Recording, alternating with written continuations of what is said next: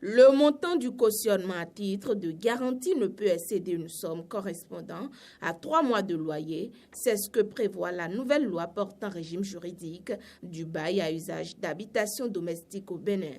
Les acteurs concernés apprécient. Le peuple attend, et finalement c'est venu, je crois que c'est salutaire.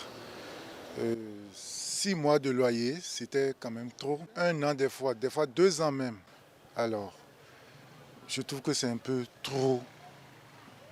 La décision des députés, c'est une bonne décision qu'ils ont prise et je crois que c'est à la population qu'ils ont pensé. La caution de 3 mois, bon, moi personnellement je le trouve raisonnable parce que le plus important, ce n'est pas la caution, c'est la capacité de celui qui est venu louer de pouvoir honorer son engagement à la fin de chaque mois. Je reconnais que par rapport à la caution, il y a certains qui exagèrent, non? Quand on demande un an de caution, 2 ans de caution, c'est exagéré. Le chef de l'État, c'est un Béninois aussi. Et il est obligé de se mettre dans la peau du Béninois moyen pour voir ce que celui-là vit. Et je crois que c'est par rapport à ça qu'il a promulgué. Et si ça a été promulgué par le président de la République, il n'est pas resté sans l'avoir lu. Mais plusieurs raisons expliquent la position de certains propriétaires qui exigent 6 mois, 12 mois ou même 2 années de caution. Reconnaître aussi qu'il y a des facteurs qui sont liés aux locataires même et qui font que parfois le chat échaudé, comme on le dit, craint l'eau froide. Si on vous laisse une ardoise de par exemple 150 000 comme caution d'électricité, de l'eau, les factures qu'on n'a pas payées, la SONEB est venue enlever le compteur.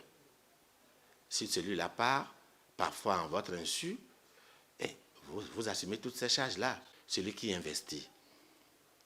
Mais il ne faut pas oublier qu'il y a les taxes qu'il faut payer. Si on va dans le sens réel des choses, en principe, les maisons que les gens louent ici, peut-être à Cotonou, à 50 000, peuvent coûter 80 000 ou 90 000.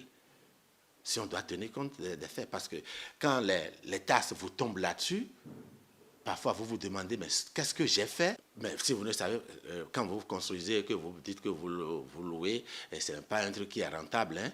Non, c'est à faire, c'est à récupérer sur des dizaines et des dizaines d'années. Ce qui est sûr, la caution passe à 3 mois et le prix maximum du loyer annuel est fixé à 8% de la valeur réelle du logement. Là également, je me pose la question, comment ça sera calculé et comment ça va être suivi? Mais je pense que ça revient à l'état de voir. Généralement, quand vous avez un immeuble, un appartement digne de nom, vous avez une estimation, peut-être de l'architecte qui vous fait la maison, mais ce n'est qu'une estimation. Parce qu'après que lui a estimé le gros œuvre et tout, il y a les finitions que vous voulez donner à votre maison. C'est bon la décision, mais si ça peut être bien calculé et que cela arrange le locataire et le propriétaire, je crois que c'est quand même bon. Parfois, je pense qu'ils doivent avoir un pourcentage et dans lequel il faut rester en sus du montant qui est fixé, du montant qui a été estimé pour mettre le bâtiment au point. Quel sera le contrôle?